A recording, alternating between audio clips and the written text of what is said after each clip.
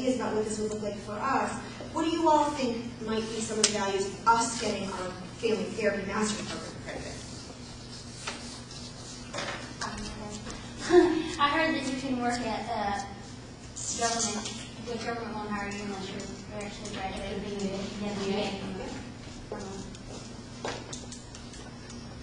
Other ideas? I actually heard, via grapevine and Dr. Norton that if you were to go to like a school out of state, they wouldn't really question your what classes you've taken because they know it's like standardized. Are you talking about if you went and got licensure in a different state, or you went on for doc program? Like a doc program. Okay, yep.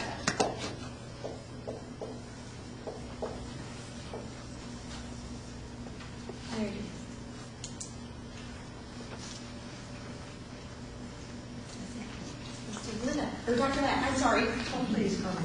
Okay. You all don't see this yet, but one of the exciting things about having gone through this procedure, and probably Sarah would go, exciting, that we really do cover all the domains now.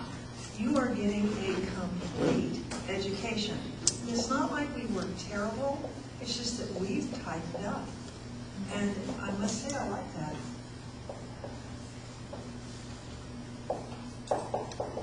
Tight. Okay. Oh, there wasn't any. Yes, I knew there was. But doesn't it make it easier, like if you want to go work in another state, to get your licensure transferred over there? Yeah. Talk about transportability of your license. Cool. Other ideas? I like that they're all kind of like rumors. Like, I think I heard this one. I don't know why they're doing it. So the first thing which I say kind of tongue-in-cheek is, technically you can't get licensed in Mississippi if you don't come from an accredited program. And I think there's another state in New England, but I couldn't find which one it was.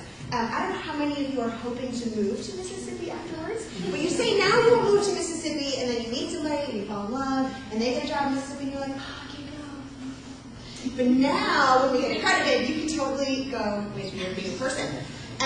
Licensure boards, you are correct, they accept your degree at face value. So that's especially true, not just for your first license, but if you decide to move, it makes your license more transportable, so that you can literally check a box and say, I came from a credential accredited program, and that's it. But if you don't do that, you better have your syllabi and be able to prove everything that you did and everything that you took, and then be ready for them to say, you need to take a few of these classes over again or different ones. So we're hoping to avoid that piece. Getting into doc programs, so if you decide to go on, which is what you're talking about, right? If you decide to go on and you're looking at especially accredited doc programs in family therapy, they only have so many spots. So say they want to take a group of 8 students and they have 100 applications. They have, it starts to get a little snobby, but they have to make a cut somewhere. So the first cut is always, did that master's student come from a credential accredited program? If they don't, that's the first cut. So it makes getting into, you would no longer be that first cut. Sophisticated clinical directors. So people who are clinic directors of these larger agencies are starting to get sophisticated and wise to this thing. So they're giving hiring preferences to people who graduate from credential accredited programs. So for those of you who are a doc program are like, hell no. Also thinking about clinical jobs, they will start to ask, they're starting to ask those questions. And also, what I know from other accredited master's programs, even in Texas, they will start calling those programs once they know they're accredited to say, who do you have coming out this year who might want to work with so-and-so. They'll start to recruit because they're starting to get that sophisticated. So hopefully that starts to happen. I would love to feel those phone calls. I just answer my phone all day long. And yes, you're correct. VA currently only hires COAMTA from credential accredited programs. So I don't know if that will change or not, but it won't matter hopefully for us. So accreditation standards. Now this one's maybe more complicated than it actually is. But when we go towards accreditation for COAMTA, they're all about these standards. So these are the 4 things that they want us to prove. And so I just wanted you to be familiar with this. Like I said, this is not the piece I want you to walk away from here. I just want you to hear this because this is what we've been working on. So the first thing that they need to know is, do you have a mission statement? Do you have a mission? What are you working towards? What's your overall goal for the program for these students? And then the second standard talks about how is your program aligned, how does the faculty work together, what's the organizational support, how does the department support you, how does the university support you. So they want to make sure that you have some support across your curriculum. The third piece is talking about the curriculum specifically and how we teach, what you all have access to. Do you have access to library resources? Do you have access to resources in the classroom? All that kind of stuff. And then the fourth one, they say after all that, if you describe your whole program, how do you know how your students are doing? How do you know that the program is being effective? So we're going to talk about how all that data we collect and analyze, and that means nothing for you except that you should know what we're measuring about you, so that you know that we're collecting the data. You already know it. I'm just going to say it to you in these accreditation terms. So that's the last piece, is that they want all kinds of data about how our students are doing, how the program is doing, how the faculty are doing, to try to evaluate how the program is doing as a whole. Does that make sense? Questions about this piece? You just want to get off the slide because it's like scary. I also want to get off this slide. Oh, so I did run through this with my husband. He said, "Are you kidding?" He said, "What year is this? 1997? They're not even going to get this reference." And I was like, "Yeah." So he strongly advised that I'm not, Very important part. I mean, I couldn't cut it out once I figured out how to play it when it started. And then I'm not even playing it cool and smooth. I'm like announcing this thing. He was right. He was right. So there's two mission statements. So everything we did, we couldn't do anything until we looked at our mission statements and said, overall, what are we talking about? What are we working towards, right? So the university has its own mission statement, and so the university's mission focuses on being a public institution supportive of a diverse community of students. So they focus on leadership, they focus on service, and they focus on igniting potential, purpose, and a pioneering spirit. So we don't measure how pioneering you are, but that's the focus of the university. So and then what's our mission? So the master's program has its own mission statement. And so we focus on preparing family therapists, obviously, who take an active role in their community, focus on a global society, using a systems approach, and we want to make sure you're effective family therapists that also know something about research. That's what that says in all of those words. Does that make sense? So the university has a mission, we have a mission, and then we couldn't do anything else towards accreditation or figuring out how our program works until we looked at those pieces. Questions about mission statements? Is that new? The mission statement for the family therapy program? I don't think it's new. We edited it through this process, and it's on our website. So if you go to the family therapy website, right, like a few inches down, depending on what your guys it says our master's program mission. It also says it in the handbook. I've read. Yes, you've read. Oh, good. Thank you for advertising it. Does it look new to you? I'm not sure I took it in with so much gravity before. Oh, well, I'm glad I said it. Is it on the Facebook page? I don't believe so. We could do that. That's a good idea. Do we have our SAMFT? Who's? Oh, hello, you have we won't make a short to-do list for you. I swear to only have that item. So Erica, for those of you who don't know, Erica is our SAMFT president. She is a current doc student and also an alum of our master's program. Thank you. I don't think we can have and so those are even her only roles.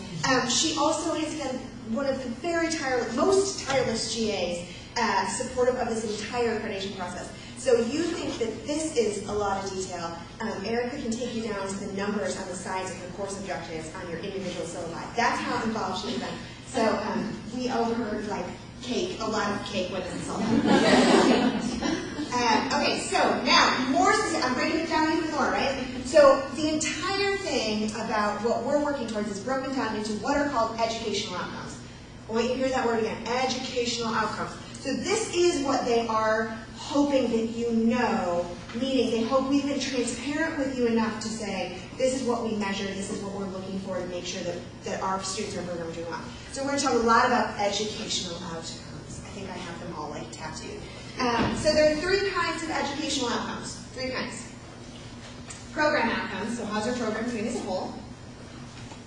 Faculty outcomes, how are we doing? And student learning outcomes, so how are our individual students doing, students, etc. And then as a group, how are they doing as a program? And then how are faculty performing in support of the program? Does that make sense? These are the things. This is what we want you to know. So now what's this ugly picture that each one of I gave you a handout, a version. So this is, I just wanted to give you one of the many images we sent to Coanta. This is an example of, you're looking at this one. This is an example of, these are all the student learning outcomes, which we're going to talk about, and the faculty outcomes. And then these are pieces of our mission statements and how they all relate. So it's just one example of essentially how we took these mission statements and then broke it down to say, this is what we want our students to be accomplishing, and that's how it's reflected in our overall mission statement. Does that make sense? Mm-hmm. It's fun. Beautiful. Thank you. I heard that. I'm going to take that home and keep that forever. So how do we come up with educational outcomes? So educational outcomes are first and foremost based on what we think is important for our students to be effective at, to graduate knowing. What does it mean to be a family therapist from TWU? It should mean that you can be accomplished in these different areas. COAMFTA says you should also be considering the professional marriage and family therapy principles, PMFTPs, which is an acronym that only I know, and Erica knows PMFTPs. So they're saying, while you're deciding how to measure what students do well, why don't you consider these things? So we did, and this is, you've seen many of these before, and if you haven't now, because you're new, you'll know them all by the time you're done. So AMFT core competencies. How many of you have heard of or read the core competencies? Okay, I see your 15 tiny hands. So AMFT core competencies, this is an old AMFT document. It's been around for like 10, 11 years. It says, this is what effective family therapists do. So we consider those. The COAMFTA MFT educational guidelines, which you don't know, you know to. The code of ethics. Well, that's important, right? And then the national exam. So what's the content of the national exam? You should think about, can your students get there and succeed? And then our state licensure regulations, which if you haven't taken ethics yet, you might not have been exposed to, but you'll be exposed to those in ethics, in internship, for licensure. So basically they're saying, when you're thinking about what students should be doing well, let's also make sure they connect into these bigger ideas. Does that make sense? PMFTPs make sense? Thank you for all the nodding. Oh, it's so affirming. Not looking at it just dead faces, but so good. Okay, so now, I was worried that when I said student learning outcomes, educational outcomes, you guys would say, because this would make sense, it's logical, oh yeah, those are on our syllabus. Those are 2 different things. So I just wanted to make them different for you. So on the syllabus, we have course objectives. Those are different. So course objectives are in your individual courses. What do we say you should be getting out of this, right? And now, for those of you who have been here a while, now the course objectives got really ugly, right? So the course objectives have all these hideous like numbers and letters after them. They're hideous to you, they're beautiful to me. And then there's this little statement down here that says, they tie into the core competencies and the knowledge and the task statements that are relevant to the national exam. So the course objectives are specific to that class, but we still tie them back to those PMFTPs, which means that as you go through these classes, you should be learning all these different areas so that when we measure you for our student learning outcomes, you should be good to go. Does that make sense? How they build? Okay, now I'm going to talk to you about student learning outcomes. How many of you are in internship? 1. Oh, we didn't get any interns here today. Those tricky little buggers. Okay, so we have 11 student learning outcomes. That says 2, but really it's 11. We have 11 student learning outcomes.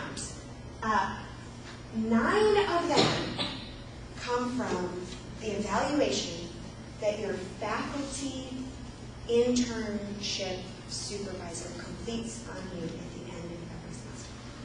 So that means it's not even that complicated, right? I promise. I'm going to pass these out so you have a copy to look at.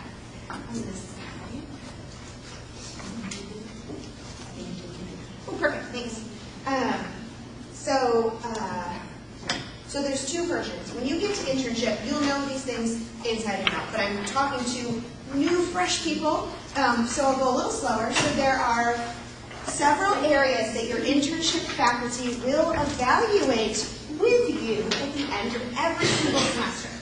So at the end of every single semester, they will evaluate student learning outcomes 1 through 9. Now, you didn't know that there were student learning outcomes, except now you will. So they will evaluate, can you admit somebody to therapy? Do you know how to do an intake? Do you know how to join? Can you diagnose? Do you know what diagnosis is? Can you assess systemically? They will talk about, can you evaluate progress? Can you focus on process? Can you complete documentation? Are you an ethical provider? So all of those things on that internship form, which is every single semester of your internship. Now you'll see that it says admission and treatment competencies. That's our first SLO. Who sees SLO 1 on this thing?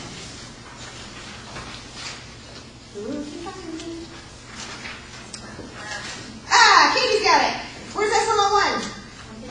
On page 2, at the very top. What does it say, Katie? Therapist activities focus on all interactions up until therapeutic. Yay. So that's SLO 1. That's our first student learning outcome. Can our students, semester to semester, admit people to treatment in a way that's competent? And it says SLO 1 right now, right? So you would, well, you're not interns, but maybe our interns are ignoring that little thing, right? But that's what it means. So it means at the end of every semester, we have that data on every single one of you going through internship, and I add it all up and I see how we're doing and see if in any of these areas we're struggling. So I'm going to run you through each of those SLOs, okay? So the first is admission to treatment competencies. SLO 2 is clinical assessment and diagnosis competencies. Which is talking about assessing substance use, multiculturalism. It's broader than just DSM diagnosis. Y'all found SLO 2? Cool. SLO 3, therapeutic relationship competencies. So this is talking about can you maintain an alliance with basically everybody in the room throughout therapy. That's our third student learning outcome. Every semester, every intern is measured. Therapy process competencies. So can you guide the change process? Can you use appropriate interventions? Can you treatment plan? Y'all see SLO 4? Following along? Yeah. See, this isn't so hard, huh? It was exciting. Structuring and intervention competencies is our fifth student learning outcome. So this is about can you direct therapy? Can you facilitate change across the course of therapy? 6. Therapy evaluation. So can you systematically analyze whether or not your therapy is effective? Still with me? Mm-hmm. Legal issues, ethics, and standards is number 7. So every semester we see whether or not our interns can comply with the rules. Usually that one's not a struggle, so that's good. SLO 8, professional development competency. So this is all about, do you present yourself as a therapist? Do you present yourself as a professional? Is your identity as a family therapist? And then 9, overall, how are you doing? Overall, where would we say you are competency? Sometimes people are a little below, sometimes people are just where they should be, sometimes people are above, but generally we get in the range of, we're hitting where we should be. In general, on average, our interns are on track. Questions about student learning outcomes, 1 through 9. Does this make sense? Dr. Shepard, did you have a question? When's the test? When's the test? On all of these, we're going to have a little baby quiz at the end, so that y'all can be honest with me about whether or not you will tell you that. No, that's a good question. Other questions? Is it feeling overwhelming at all? No? Oh, I only got one shaking at that time. Starting to feel like a lot of information? Yeah? Dr. Lynn? I would be ahead ahead of where you wish to go slowly. But are you anticipating that the COMFT committee would actually ask these folks any questions about this? This is what they expect them to know. Okay. Yeah, so that's why I'm trying to go slower here. You don't need to know a thing about that video I showed, or answer the address of Coenta or any of those. They want to know that that we've been transparent about how we're measuring our students. So, just every single one of you need to memorize 1 through 11. No. But when you get in the room, are you going to be able to talk about, yeah, we know our student learning outcomes are measured every semester in internship, and they measure things like, can we diagnose, can we do therapy effectively, are we ethical? That's what they want you to say. Now, SLO number 3 is we can do therapy. I mean, you could try that, they'd probably be pretty impressed, but it's more about can you talk about them. Does that answer your question?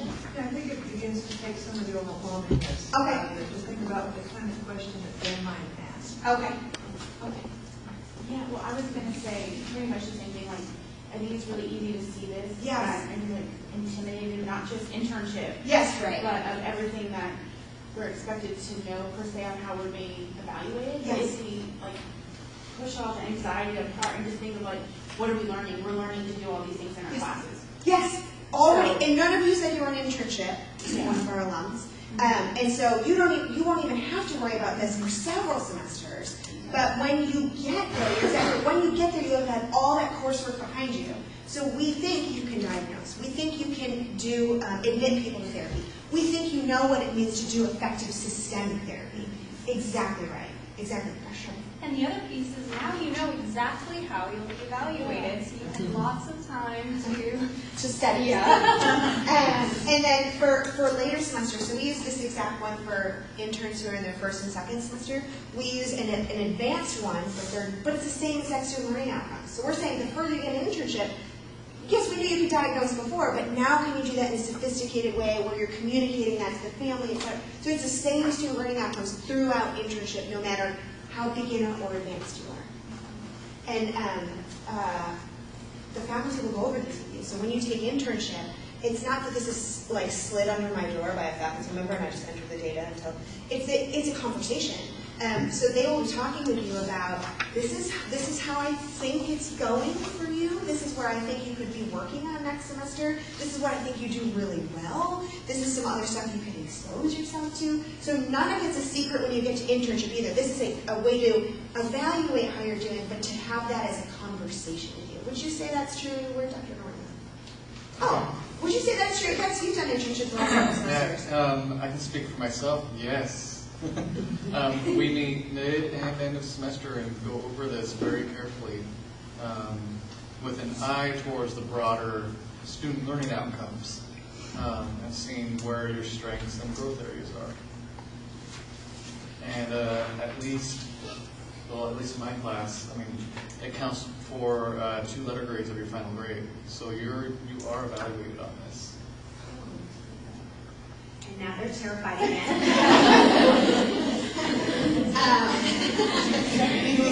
Dr. Norton.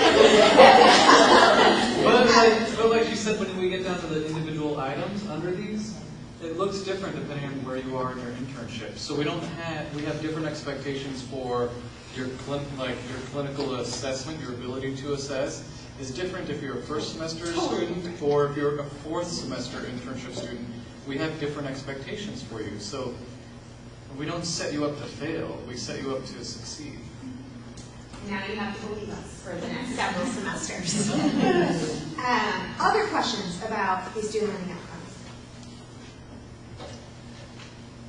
Other things that we should talk about that would help lower the anxiety?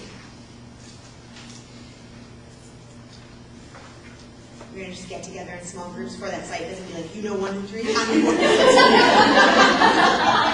can't think like I can read it on your face.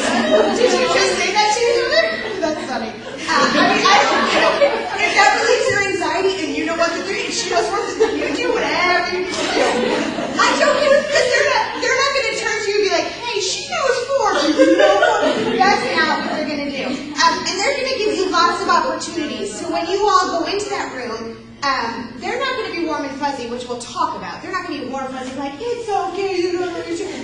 help you along. That's not what they're going to be like.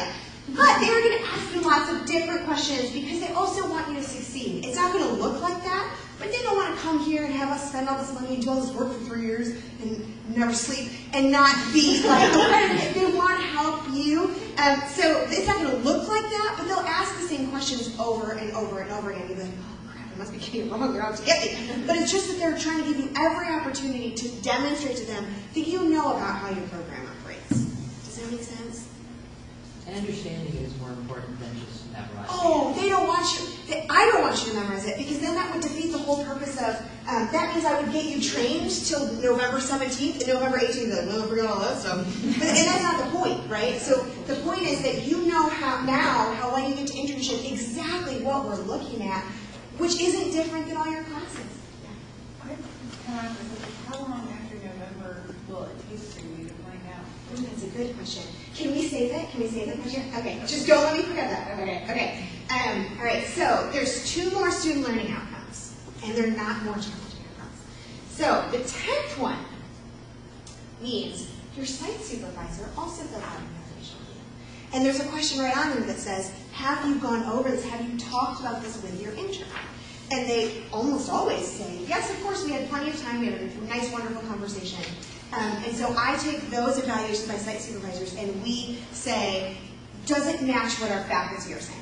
So we know you do well in all these areas, and then just overall, does the site supervisors say that our students are doing well? Across our sites, across our interns, across semesters, every semester, our interns do. Does that make sense?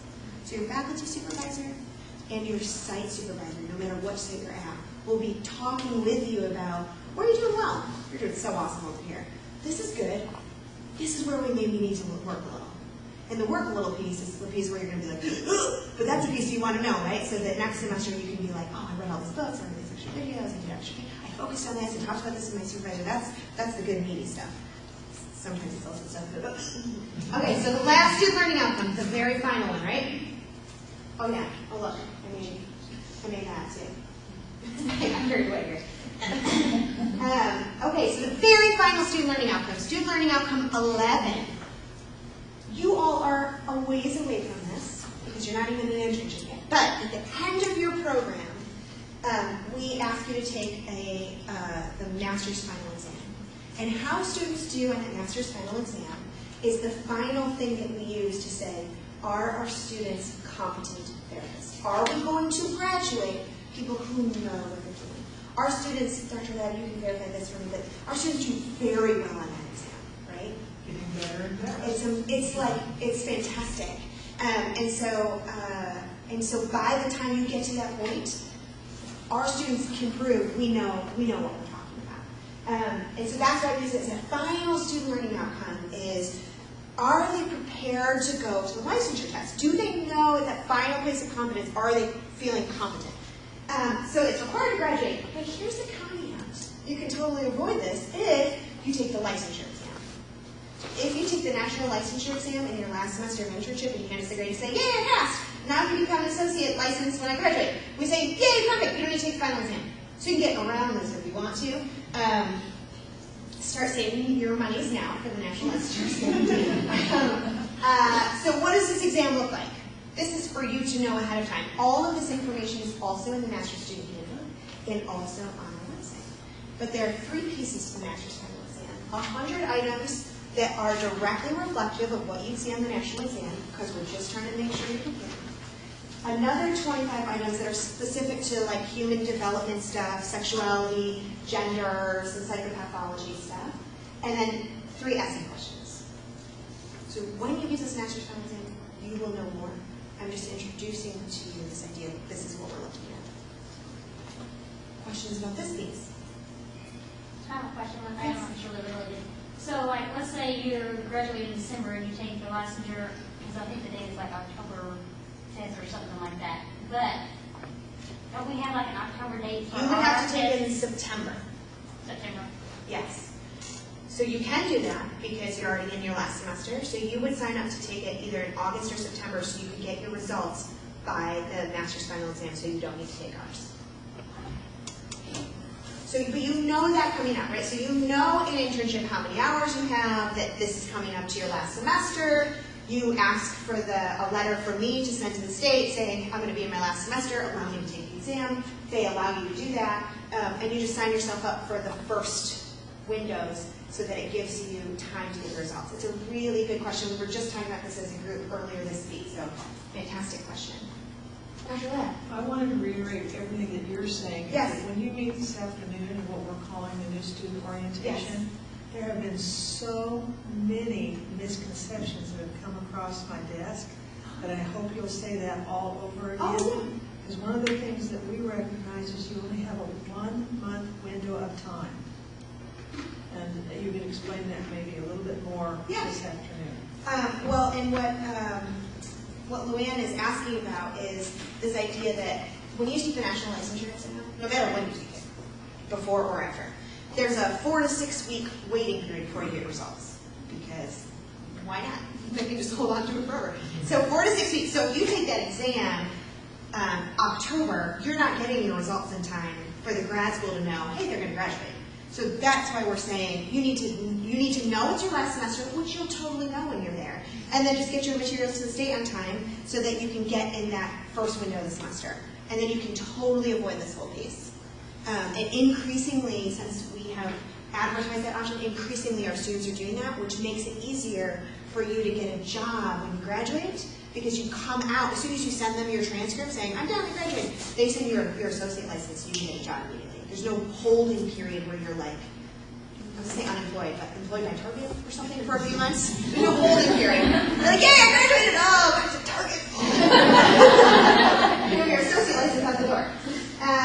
Okay, so that's what it is. So the student learning outcome is just your cumulative abilities. Oh, question right there. I was maybe just wrap up to reiterate. I mean, this last student learning outcome is all about, can you pass the national licensure exam?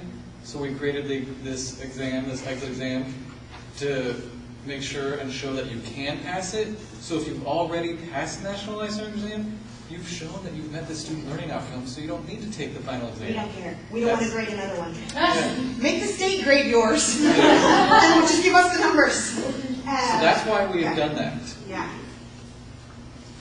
Other questions? Dr. Shepard, do you have a question or you just heard? I was nodding in agreement. Okay. Thank you for your validation. So, that makes sense. 1 through 11, 1 through 10 are internship, 11 is your cumulative ability to be competent.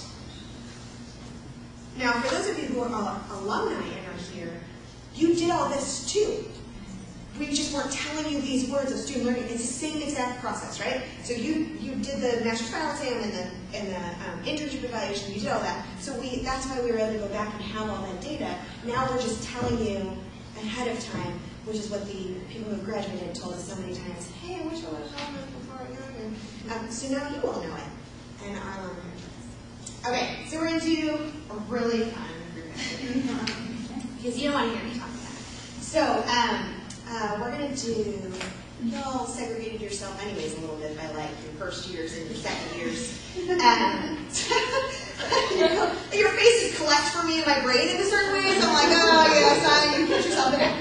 So you can stay exactly where you are, you don't even need to move. But I'd like to create 3 groups, and I don't care what size of group you are, and maybe we could spread the faculty amongst the 3 groups. We're going to do, maybe you're going to go with me, we don't need to record this portion if this helps to save some space, because they won't perform if you record it. So we're going to do SLO charades, and you will earn all kinds of candy for winning. Okay, so we need 3 groups of students, maybe a faculty member or 2 in each group, and then once you're in your groups and you've told me your group, I'm going to allow you to pick a student learning outcome. One of your group members will volunteer to not be recorded as somebody who's going to silently act out that student learning outcome. Now, I'll give you a short amount of time to do that. If your group cannot guess the student learning outcome that you are charading for them, then you're done, and one of the other teams can steal it. So then the team with all the points, most points at the end, I'm going to throw candy into this. Okay, here's how I do this, right? So student learning outcomes are, what are each individual student achieving? So we can measure that like as a group, but also for individuals, how are you all doing? And then program outcomes I think of like as a collection of us, as the whole group of us, how are you doing? So made up of individual people, but bigger numbers. Does that make sense? So what are there's only 5 of these. So the first program outcome, I tried to bold out the words I wanted you to pay attention to. We want to start at the very beginning of our program by attracting and admitting high-quality applicants. So we want to make sure that we graduate quality people, and we do that at the start. So if you're here, congratulations. You are part of our program outcome 1, meaning you are high quality. So program outcome 2, we want to focus on admitting and retaining a diverse body of students. So not only do we admit you all, but we want to keep you all, and we want to make sure there's diversity in the group. Program outcome 3, that you make timely progress towards graduation. You don't come here and hang out at TW for 15 years, because it's awesome, but you don't have to do that. Program outcome 4, that you're prepared, that our group of students are prepared to make the licensing exam. We're moving you through on time, and also when you get to the end, you're good to go.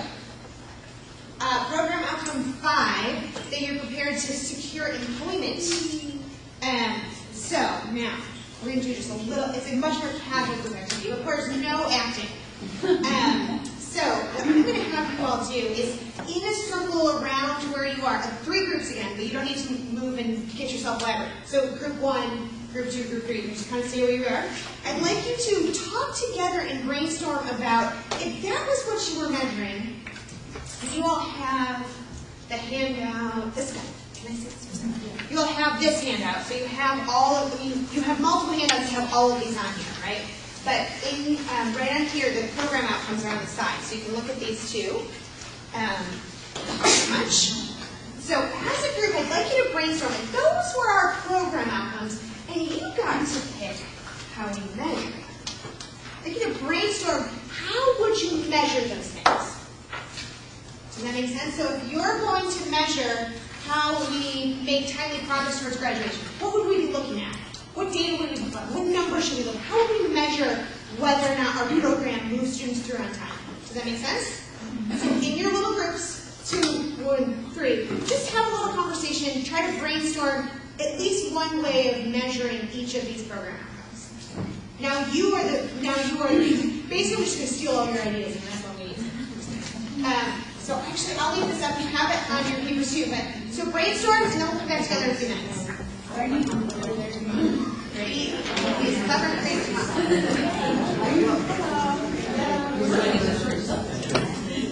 Program outcomes 1: attracting and getting high-quality students. What is an idea you have about how we can measure if we're doing that well? Oh, measure if we're doing that well. Yeah, like how do we measure that program outcome? So. How do we know that we're doing it? How do we know we're admitting and attracting? You might be right. What's your idea? Like GPA. Yep. That's a good idea. So we would track what our GPAs of our incoming students are. Yep. Cool. Team 2. Well, we suggested the GRE, but I don't know. We all kind of like that we didn't need to.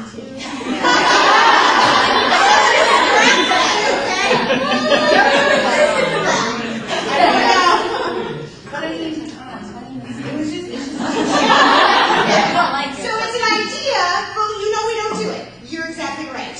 Yeah. Team 3 back here. Yes. Yeah. I like the I like the writing sample idea. During interviewing. Now, we collect that information and use it to decide partially how people should be admitted, but we don't use it for accreditation. We should do that. You're brilliant. They also talk about, with GPA, looking at different types of GPA. So you have your overall, your major GPA, your last 60 hours, and that all gives you a little different information. Holy crap! Where were you guys 2 years ago? Oh, you guys were here. I should have asked you. That's good. Team 4. The interview. The interview. What about the interview? Not only that you have questions, but also that you get to give questions back. Oh, so we should track whether or not our applicants can ask questions. That's interesting. A way to measure whether or not you're prepared, and then as a group. Rachel, what's your Everything face to face instead of like online. So the interviews, maybe the interview scores in general. Cool. Unless you have interviewers like you that are really thorough and tell you everything, you don't have a lot of questions. So You know? be careful with that one. Be careful with that one. Or just like give you a lot of holes in the information and be like, what do you want to know? That would be so sneaky. So yes, we do track GPA, and we also track how many of our, when we offer admission, how many of our offers are accepted. Meaning, so if we send out 20 offers of admission, but only 2 people are like, yeah, we're going to come, we'd be like, what did we do wrong with it? So we want to make sure that we're not only offering to quality people, but that at least half those people think, hey, that worked for me too. So, program number 2. Yes? I'm sorry, I have a question about the interview process. Oh, sure. It seems like somewhere along the way I've heard that there was no set number of students that come into the program. That's accurate. Who applies and who you want? That's accurate. Okay. And is there ever a time where you would be more selective or to cut that off and say, okay, programs growing too fast or? Programs that have those requirements tend to have those requirements based on financial. So if they offer a lot of like stipends for their students or have financial constraints around how they help their students pay for their education, then they tend to have a smaller, like set number that they can admit each year based on financially what they have to offer. So that's not the case here. So we take each group and evaluate each group and each person individually. Yeah. Did I answer that? Yeah. So I guess my question is on interviews, is there any way to come in where y'all just look at somebody and you're like, that's enough. You know, Just like off the bat, we're like, oh, you dressed funny? No. You would like ask the questions or answer something. And Are there people we don't admit? Is that your question? So, yes, just like any program, there are, and also, like I said, there are people who interview with us and say at the end of the day, I don't think that's a fit either. I'm going to go over here. So it's a both, but it should be a both and, right? Just like when you all do therapy, the first session, if not everyone is going to fit, and you want them to tell you, it's probably not a fit, I'm going to see, let's find you something else. Dr. Lapp. Do they know that they're scored, and at the end of the day, we summit, and then we take 70 or 80% of the people? I don't know how we share that in the handbook. I think we share that we have a process, and I don't know that we share the level of the detail. But it said that there are those pieces to You're it. really only in competition with yourself. Tony. In terms of her question, isn't that kind of what the letter of intent is for? It's like, no, this one's so fun. before you ever offer them the opportunity. It's not how we use it. It could be, and other programs do. It's not how we use it. We just use it as a measure of intent and also writing ability. Really because we give the directions online, and so we're looking to see if people can follow those directions as a basic measure. Yep. Good questions. That's great. Okay, program outcome 2. Do we admit and retain a diverse body of students? Team 1, what were your ideas? I don't know, keep track of your demographics. Okay. I don't know, come on. I lost the first one. So track our demographics. Take group 2. I would survey. I would survey the student body and ask them how diverse they feel it is. Because students can tell you how diverse it is. It helps with retention. I sat on a retention committee in my undergrad, and they strove to do that, to make services. And so they made lots of different centers for like Latino students, Black student services, APAS, Asian Pacific Islander. I mean, it was very diverse. So we should ask students if they think we're doing so. That's a good idea too. We did it in other ways, Jessica.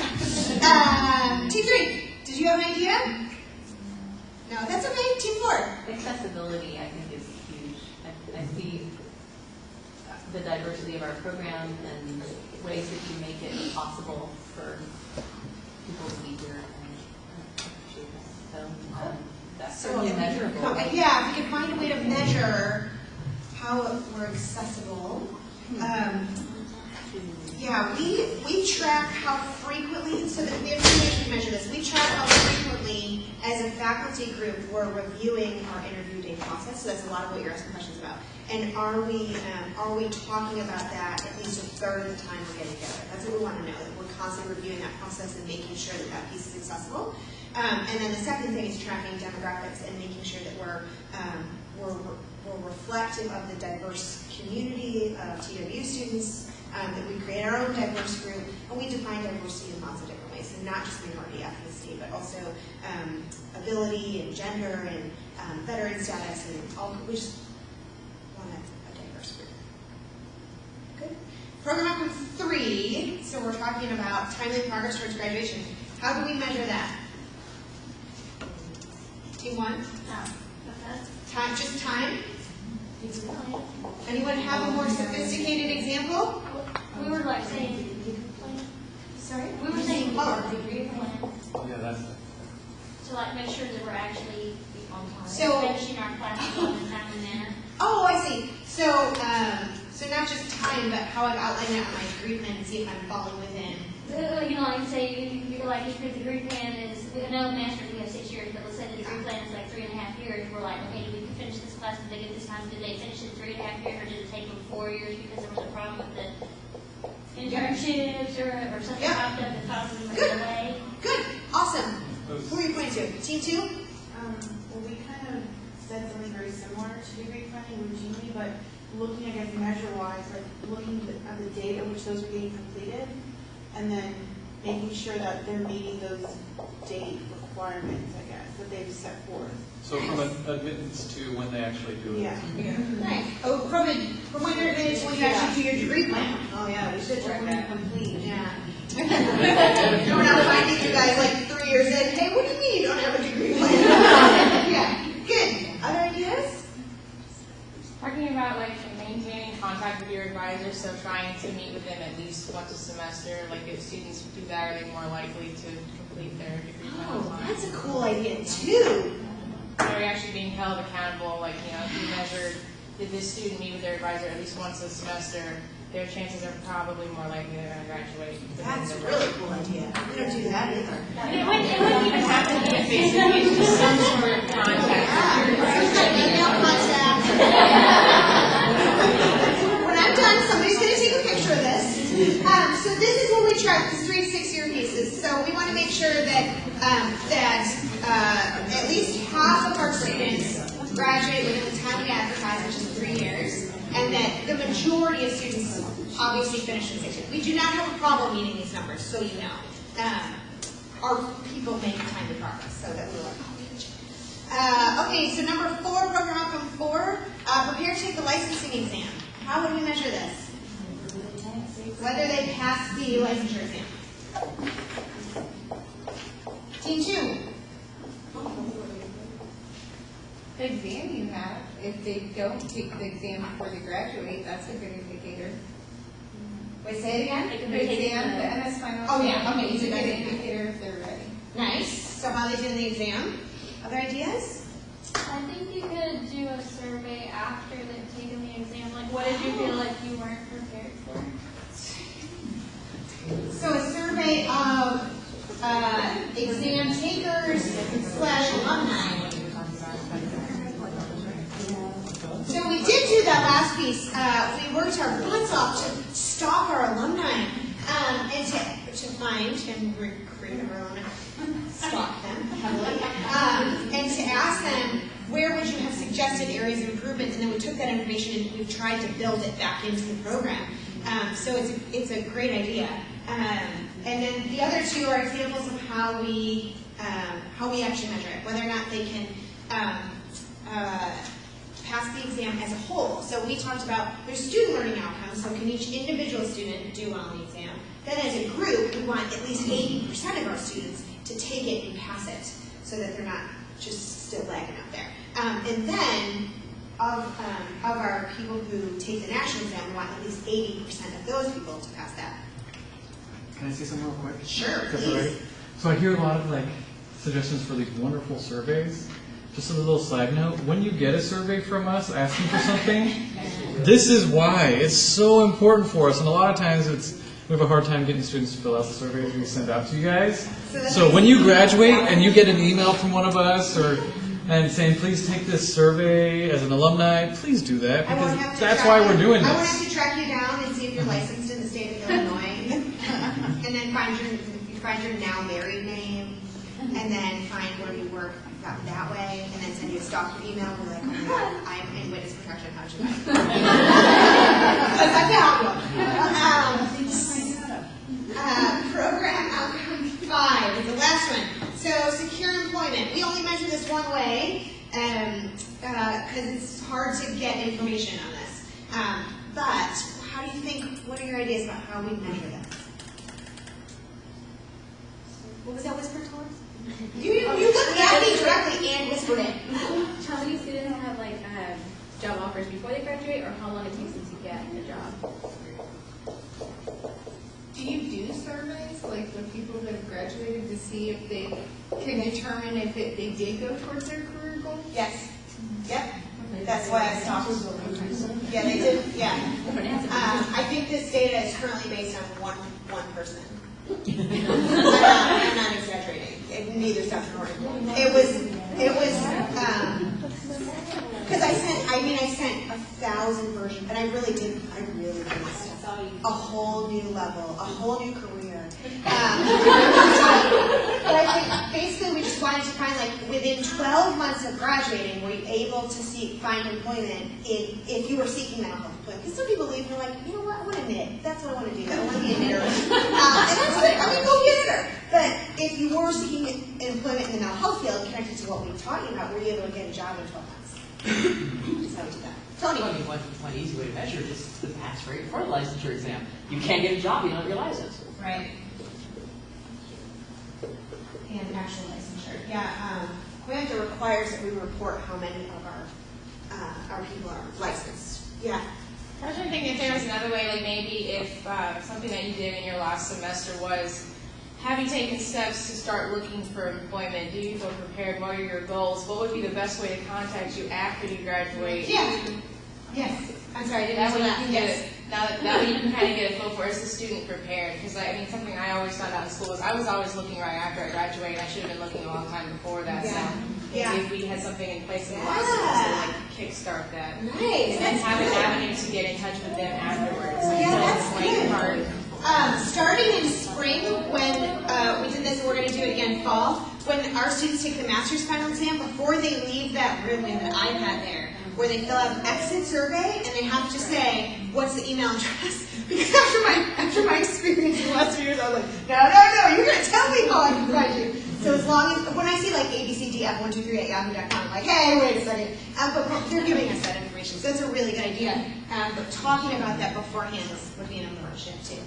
And I think on any activity level, whether it was in band, I think of how effective our program was, because we were told over, not in this demeaning way, but you're reminded over and over every year on your expectations as a part of that organization. And one of those, even if it's in the handbook, is be proud of where you came from and stick answer the surveys because they do serve a purpose. You're not just sitting there wanting to read some comments I'm going to make a little video of you. This isn't just watch this video. You won't take the survey. How strong is the alumni of people that come out of the MFT program? Do they get together and do things? That's a good question. Alumni? Yes. You would say that all 4 in the room are saying yes. Okay. So if I find one, I can find the rest. Now I know. Obviously, the people here are not the people now responding. I know how to put these people. It's the ones that we wanted data on who graduated 7 years ago that were harder to find. By then, they are long since married, divorced, married again, and living in a different country. No, it's a really good question. Building a stronger alumni network is a really good. Yeah. Dr. Norton is thinking of workshop for us, Yeah, bringing in like actual employed people Actual employee. to talk to us about what, how they did that. And I think that Great that idea, would be Dr. an Norton. awesome, like, regular part of our program. We're hoping that it's going to be, and Dr. Norton, we're hoping there will at least be part of it where people can ask me and have questions and want to know about what to do. Nice. An employee student confidential. I love it. Yes, that's nice job. Nice job. I want you to plug it all the time. So questions about these program outcomes. It seems pretty logical now that you've heard they are.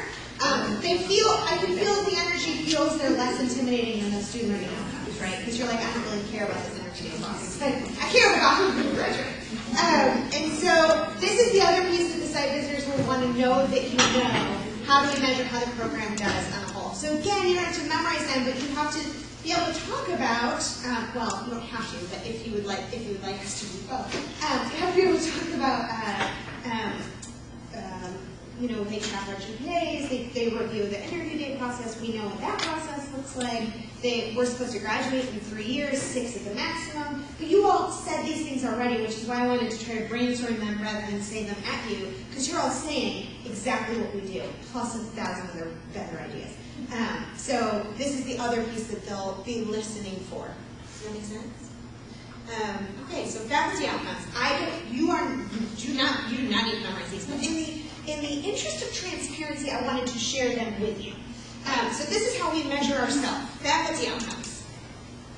The first area is, are we being good teachers? So we analyze our syllabi. Erica analyzes our syllabi. And we look at the teaching evaluations every semester that 15% of you complete. Supervision, are we being good supervisors? So every semester of internship, we ask interns, can you evaluate your faculty supervisor? That's anonymous, we gather that data. And also, just in general, are we approved supervisors? So yeah. Research, we measure how often we publish, how often we present, and whether we co-author with students. And then professional identity. So do we have memberships in professional organizations, which Dr. Brock, I think, leads the charge with like 10 different memberships, and I can manage to afford 2. And then do we attend conferences, and do we maintain our licensure? So these are the 4 areas that we watch for about, are we doing what we need to support you all in the program? I just wanted you to hear what you're doing. Okay, so I'm going to switch gears a little bit. We're going to talk about resources.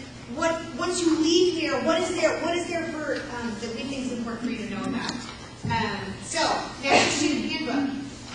If you have not heard me talk about this, and I'll talk about this more this afternoon if you're staying for orientation. This is a labor of love. I don't know what the word.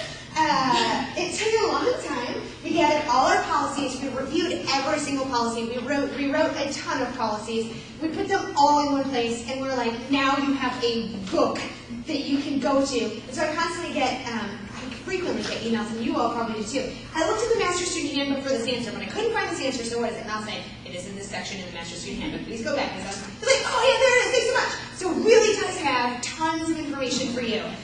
So this is a handout I'm going to give you. If at some point you would be kind enough to review that Master's Handbook, or if you have already, and then sign off that you have done that and give this signature page to your advisor, that we have a record of, are we accessing enough people looking at this Master's Student Handbook? Do they seem to get it or not? Does that make sense? So, do you know where to find the Master's Student Handbook? Who can tell me where it is? It's on the website. It's on the website! Yay, it is. It's on the website. It's not on this website. So the whole thing, it has bookmarks to the left. You can open it up. Somebody has asked me before why there aren't page numbers. There aren't page numbers, and yes, it's a little less convenient, but there aren't page numbers because when we go in and edit each piece, when it goes from 2 pages to 3 pages, we have to change all the page numbers. So use the bookmarks on the left to access it. I wanted to make sure. Oh, now you can see your note to give them your notes. All right. So this is another piece, this is the third piece that the site visitors are going to ask about. Do you all, and this is required for them to ask by the U.S. Department of Education? State Department of Education? One of the big guys. And so they're going to say, this is a required question, so I'm telling you this because A, I think it's important to be transparent and you know how to do this, but also because this is a Department of Education requirement that our students have this kind of transparency and know them. So when you hear them say, do you know how to file a grievance? And you're not like, what the hell? No, these people care about it. It's because they're required to ask. So there are two ways that I interpreted how you all could be educated about this. First is that you can file a complaint or appeal about pretty much anything. Most of the time, I've heard in the department, they're usually about like grades. Like I want to challenge a grade, or I want to challenge my admission into this class or something. So the form is on TW. This is what it looks like. It's on TW's website. Now they recommend, and we certainly recommend too, that if you're trying to appeal something, hopefully you're in a position where you can try to first work it out with that faculty member, or another faculty member can assist you, or somebody in the department can assist you. But if not, there is a way to get your complaints resolved. You still start at that level, so you still would have to hand it to the faculty member and say, I'm appealing my grade, or I'm appealing whatever, my admission into internship or something. But then it can move up the ladder, depending on what you need it. You all familiar with this before I just showed you? No. Oh, okay. Well, that's good. So it's new information. And there's a second thing that they're going to use the word grievance. There are also grievances related to Title IX is usually the one that we're talking about on campus. And so if you have a complaint that you cannot resolve through conversation about sexual discrimination or racial discrimination, you can file a grievance there's literally a grievance coordinator in student life. So if you feel like you're being discriminated against and you do not feel like you're in a safe place where you can resolve that, then there is a formal way to do it. There's a person whose job it is to receive those things. Questions about any of those pieces? You feel like you could say, I know how to file a grievance, or I know how to appeal it. Judah. I think it's nice to reflect that every time we review the syllabus with our professors, the first class, we always have that policy written out in the syllabus that we know that, if we have anything, we can always address. Like Are you saying it should be that way? No, it's always been that way. Oh, I see. So although I don't really know like the specifics of the grievance, it's always been stressed in class. Well, and it's also that piece when you get to university policies, that's the page of syllabus, you're like, I don't even know that page. You're going to flip that way, you're like, oh, now this is all we're going to do? So you're right, if you slow down, those pieces are in there. Cool. So, another resource I wanted to make sure you know about, which it sounds like you all know, and we have several fabulous representatives who are selling it, the Student Association for Marriage and Family Therapy. I'm even hearing about this for the first time right now. Oh, good job, guys! Yay! Well, good, and you know what it is. It's a group of fabulous, fantastic students in the program, master's and doc students, so it's a really great way to mix. Down the left-hand side are your current officers. We have Lena, we have, Melissa's not here, we have Erica, and is that it we have? Oh, yeah, okay. So they're fabulous. They have their first workshop September 26th. If you have not seen this amazing flyer that Lena created, it is so cool. And so that's in the hallway. You can do that. You can learn all about APA formatting, led by Dr. Brock. Oh, look at it. Oh, I am obsessed with that flyer. I love it so much. Every time I walk on that hallway, she's looking like, ooh, I'm like, oh God, APA. So fantastic. So they put together socials, they put together all kinds of workshops all year. They're a fabulous group of people. They work their butts up. Now I want to introduce you to, now I thought she would be in the room, so I was going to be like extra creepy. So I put a picture on Blackboard of Melissa Hatcher. Melissa is the vice president of SAMFT. So as part of her role as vice president, she's also the official student liaison. I said that kind of French. And so she is the liaison between students and faculty, so that if you all would like to give the program feedback about how you think we could do better, or what we're doing well and should do more of, you can just tell Melissa. And Melissa meets with us twice a semester and gives us that feedback anonymously. She's already done it once this semester, and she brought feedback from 18 people, which is fantastic. And they had great ideas, and we took all kinds of notes. And before she even left the room, we were trying to problem solve all this stuff. It was so good. So we listen, we take it very seriously. We have no idea who you are. There's not even a way for her to know who you are. But you can also approach her and just email her if you're like, hey, I know you're headed there in a little while, and I got an issue with these people, or whatever. And so it's just, we want to make sure that there's enhanced communication between students and faculty, and this is an anonymous way to do that. So there's a psych data survey where you can go and do that formally also. And so that link is on the SAMFT Blackboard organization. And if you don't have access to that organization, you should speak to Erica or Lena. You have the ability to add people too, right? Yes. Yes. So speak to one of your officers if you don't have access to Blackboard. She's like, just make Erica. Questions about the student liaison? Dr. Norton, did you have a question? No, I was going to, before you went on, I was going to add, if you haven't added yourself to the Facebook page for SAMFT, that is such a good place to put out questions, to get response from other students. I've seen people put out there, hey, I'm about to go into internship. Anybody have recommendations for sites? And asking questions about licensure, job, make sure you're on that Facebook page. That's a great resource for SAMFT. You don't know how to find that? If you try to search for it, it's not SAMFT, it's Family Therapy. It's an alumni program. I'll pull it up at the end and I'll show you what it looks like so you can find us, okay? Other questions about the liaison? Sound like a good idea? Sound like you wouldn't use it? What's your feedback about this piece? I'm excited. You're excited? Yeah. We had some people who are excited. Is this news for you that there's a student liaison? Yeah. Oh, good. Okay, good. Oh, there you go. It spread the word. So when a student comes up to you and says, I've been having this issue for a while, and I really wish I could just, the faculty would say, you say, no, go to Melissa Hatcher, and she will take it to them. And you're also obviously welcome to give us feedback. You don't need to go to the anonymous room. We just wanted to make sure that if you wanted to, you have that option, right? Okay, so this, you don't need to know this information either, but I wanted to share with you. These are other ways in which we get feedback from people. So I'm just showing you the many different ways that we try to tie this all in together. COAMFTA uses the word communities of interest. They always want to know more about our communities of interest. And I always say, that's not a word, I'm going to snooze this. But so our communities of interest are obviously you all. Meaning you are interested in the program and you have a stake in this and we serve you, and also alumni. Our internship sites and our site supervisors, our faculty supervisors, our administrators, we gather data routinely from every single one of these sources. And then we bring them, we have 2 faculty retreats a year, and that's where we review all that stuff. And we review, goodness gracious, we met on Monday from 9 until 4:30, we took a 15-minute lunch break.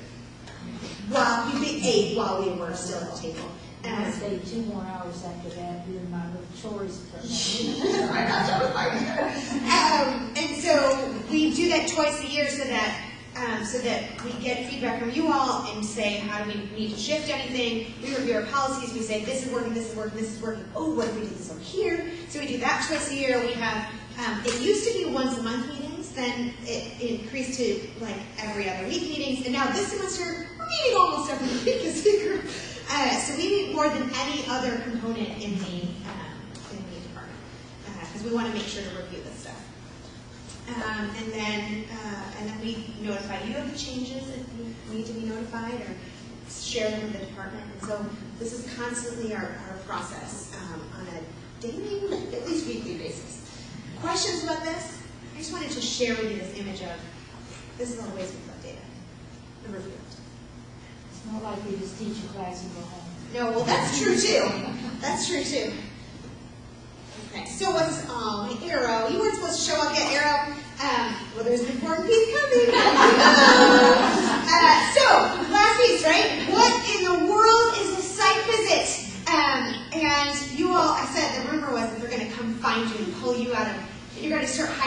and so they can't find you. That's not how it works. So, November 17th, if you are a first year student, meaning you started in the spring, or you started this semester, then you show up between 9:10 and 10 a.m. to HTP 105. They will be sitting there, they will be waiting for you, they will be ready. So that's just first year students. Second year students, so anybody that's not a first year, but is in the program, come from 10:10 to 11 a.m., same room. So they'll meet with the first group, y'all leave, these senior students will go in, and then you'll be done. And alumni, I sent you your time separately. So that's the way I need to ask the distinction between first and second year. I think there's a different way that they expect first years to be informed about the program than more senior students. They meet with them separately. I said earlier, they will not be warm and fuzzy people. And so Dr. Shepard put it the other day, that they will not be sitting there, the students should know when they go in that room, they will not sit there and give you those nonverbals, validating that responsive nonverbals. And so she compared it to the still face experiment.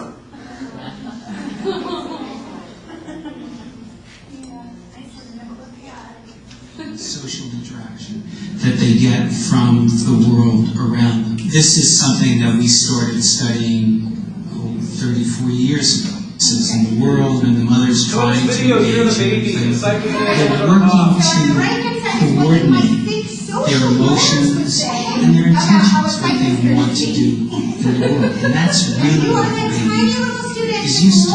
And then we ask the mother to not respond to the baby. The baby very quickly picks up on this. And then she uses all of her abilities to try and get the mother. She smiles at the mother. She points because she's used to the mother looking where she points. The baby puts both hands up in front of her and says, "What's happening here?" She makes that screechy sound at the mother. Like, come on, why aren't we doing this? Even in this 2 minutes when they don't get a normal reaction, they react with negative emotions, they turn away, they feel the stress of it, they actually lose control of their posture because of the stress that they're experiencing. Do not start crying inside. And then you'll come in afterward and do that. We will comfort you. Come to us afterwards. They're going to be the same still face, if not worse, with us. Yeah. So we're going to be doing the same thing. But yeah. He was so mean to us. So what they're going to ask about, right? Your SLOs, your student learning outcomes, the program outcomes. They're going to ask you about, is there an orientation process that goes on here? How do you know about stuff? And do you know how to file a grievance or an appeal? And have there ever been any grievances to your knowledge? Again, that's a weird question, but the government requires that they ask them, is there ever been a grievance to your knowledge? Now, we never ask a stupid answer. We don't know what a grievance is. But if you know what a grievance, then you would tell them, yes, there's been a grievance, and it's coming. If that's the case, please come to us first. Because there's usually a lot of anxiety around this process, we have scheduled a mock site visit on November 9th. Now, the faculty are going to be there all day. We have a consultant coming in who's going to train us up and show us exactly what it is. He's going to sit there and ask questions of these site visitors, and we're going to be really sweaty. So don't expect us to look pretty on November 9th. And he was a site visitor, correct? Yes, he's on the commission for a long time, so he developed a lot of these standards, and he's been a site visitor for years and years, and now we're asking for some. So on November 9th, and I'm going to send this information to you soon, for only a tiny portion of that day, no more than an hour, are we going to ask students to come and say, now we're going to run you through what this is going to really look like. So the anxiety comes down without my throwing candy at you. No, I don't yet, but I think we're thinking early afternoon so the faculty can get good and trained up before we bring students in. But it'll be between, I think he's going to be here 8 to 5, so it won't be an evening thing, because then our interns will come. So just like we do mock like therapy before we get you an internship. We're going to do a mock site visit before we have you do the real That thing. doesn't really need it more than anything else. He's going to be still facing us. We're going to be so nervous. Okay, so then these are your site visitors. I wanted to introduce you to your site visitors. These are the people that you will see. So I really want to, I'm very excited. Okay, so the chair is Grace Engelborg. And then the other two site visitors, one's a faculty member from University of Colorado Denver, and one is program director at Drexel. So those two are actually fairly new site visitors. So who's going to be leading the group? The chair. She's going to be leading the group. She's done this a ton of times. She's done this for a long time. And so what I know about her is that she will ask a lot of repetitive questions. So she's going to ask you the same thing a lot of different times in a lot of different ways, and you'll start to feel, what I've heard is you'll start to feel like, oh, is she out to get me, or maybe wrong, oh gosh, she's like kind of cool, what did I just show you? But really what she's doing is trying to give you every opportunity to answer in a way that you understand. These are actually kind people, even though they don't look it. I guess that's my message. Because they want us to be accredited, they just cannot help you get there. Does that make sense? Erica? When we go in for these interviews, are we by ourselves or are we doing? No, as a group. Okay. As a group. So the alumni go in as a group, the second years plus go in as a group, the first years go in a group. So you literally, so that's why I said you don't need to memorize anything. Dolores has got 1 through 3. So between you all, you will feel more comfortable because you're in there together. You can hold hands if you need to, whatever it is you need to do. Wait, are you already? You have additional questions. Will they be like, you answer this question? That's not how I understand it. That's also why we're doing a mock site visit. I think my understanding is that they will ask questions like, so tell us about your student learning outcomes, and then you all can pitch in to say, well, we know that they measure that for internship, and these are some of the things that they're looking at, and also a master's final exam. So like, that's amazing. Yes. And so that was another question for me. Yes. Like, if we get the same question over and over, then it's just our job to reiterate the same answer in a different way. Don't start questioning. Yes, don't start questioning yourself like, no, I don't know what education was at all. Don't, because and that's why I'm saying that to you, because a lot of times I think that's people's response, like, I must be getting this wrong, and they're out to get me. But it's not really it. It's that, like, maybe they just need a little bit more detail from you, or somebody could say it in a different way, and that's why you're in there as a group to support each other. We kind of need to, like, exude confidence, though. Like, Yeah, that's a really, yeah. I know, well, because you know this stuff. Y'all are the most trained, you're going to be the most trained people on campus. You have little coamta tattoos, I know it. So if you do that, 1,000 bonus points. Don't do that, don't get a coamta tattoo. There was another hand, Jessica. Oh, yes. Well, it just occurred to me, do we know what the approval rate is as far as those that go through this whole process that actually receive accreditation? I don't know that number, but if you get to get a site visit at all is an awesome sign. It's really, really good. So now they've gotten this far. They're not just passing people through. That is not their process. It could be so you had asked this question earlier, right? Mm-hmm. So what happens after the site visit? Mm-hmm. So in 30 to 45 business days after the site visit, we get a report of the site visit. And as a hazing ritual, like when we make you all do thesis or dissertation or degree plans, all these hoops, right? They'll give us hoops too. So nobody gets through this without stipulations. So they'll give us stipulations like your site supervisors weren't as informed about how your program works as they could have been. Or your policies around how to file agreements aren't as clear and advertised as they should be. Or your data on student achievement should be more published, or whatever. So we'll have to go back and make some changes and give them some more information and show them, no, wait, we put all this all over and now we emailed it 1,000 times, or etc. So once we meet those stipulations and give them another report about those pieces, then the commission comes together, and whoever's representing our program, which is 2 assigned commissioners, takes the site visit report for the site visit team, everything we've written and sent them, and then they present our program to the whole commission. And then the whole commission says, essentially, yay or nay. They've proven that they have a cycle of feedback. They give everyone a voice. If they're measuring these outcomes and they're meeting these outcomes, we should accredit them. Or they say, not this time. Sucks to you. In between, they could sometimes do a site visit and say, wow, that program is not ready, and they'll defer it so that you have more time to get yourself in shape. We don't anticipate that that's going to happen. And so really what it is about that last step of proving ourselves, and then when they accredit us, they give you a range. So if you did really, really well, the best you can get is you're accredited for 5 years. So basically you get a year off from good year off. So that's the next step. And you, yes? Actually, a couple others, and I'm trying to look this up. Any idea how many accredited programs there currently are? Yes, there is an entire list. So if you go to AMFT.org, there is a list of accredited masters, doc, and PDI, post-degree institutes. Okay. Yep. Okay. And one more. There's more of them, and we will be the second to last master's program in the state of Texas to get accreditation, because there's one that's going up with us, and one that will be ready to go up in 2 years. Yeah. If memory serves me right, I think there's about 78 accredited master's program and 30 odd doc programs, or 20. Yeah, something. Yeah. And this isn't retroactive. So for those that graduate, who will have an accredited program? That's a good question. I get that question a lot because people that have graduated want to know. And my answer is I have never filled out a form that says when did you graduate and was the program COAMTA accredited at that time.